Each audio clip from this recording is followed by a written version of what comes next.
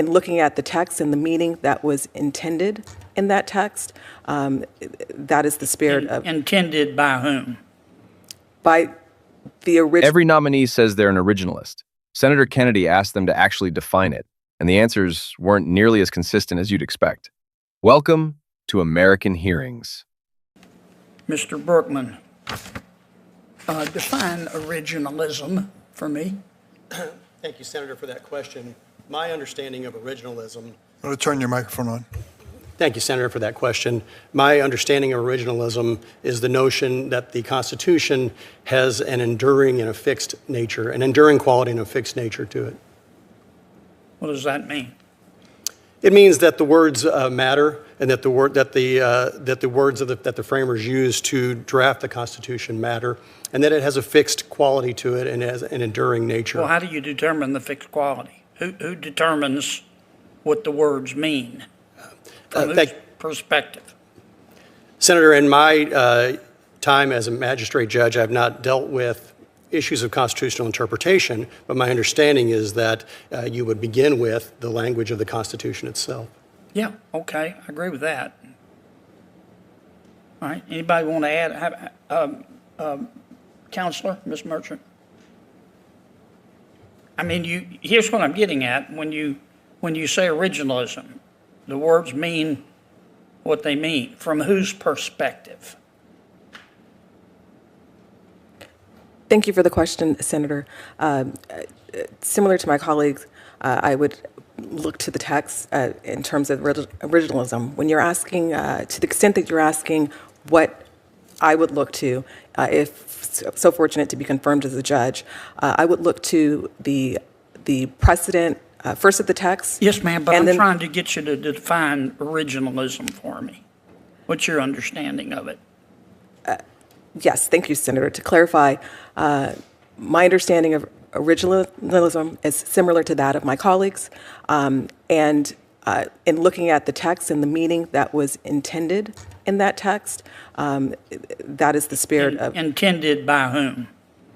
By the original writers of that text. So to you, originalism, you try to interpret what the writers, the authors meant? In an analysis, a constitutional analysis, it would be the originalism, the text, and the intent of those that drafted the Constitution. I don't think that's accurate. Does anybody disagree with that? When the Supreme Court says it's following an originalist approach, and in a number of cases, all particularly dealing with Second Amendment, the U.S. Supreme Court has said, on this one, we're all originalists. I think it was Judge Sotomayor who said that, Justice Sotomayor. And on many areas, she's more of a proposivist, but on that she was an originalist.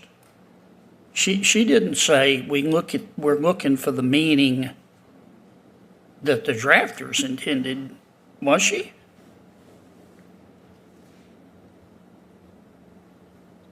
Anybody want to add to that? Senator, I'm happy to add to that. My understanding is that... That's okay. Let me just ask one more. I'm about to run out of time. Judge, on the far end, can you tell me what the independent state legislature theory is? I'm just asking you, not your opinion of what is it? It's before the Supreme Court now. In my 12 years as a Washington State Assistant Attorney General, and right, that particular doctrine was not presented to me. I'm out of time. Thanks, Mr. Chairman.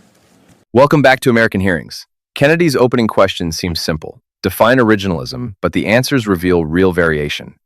Most nominees describe it as looking to the text's fixed, enduring meaning as understood by those who drafted it. Kennedy's follow-up is sharper. Whose perspective determines that meaning? The nominees largely default to the text itself, without fully engaging with the deeper question of original public meaning versus drafter intent.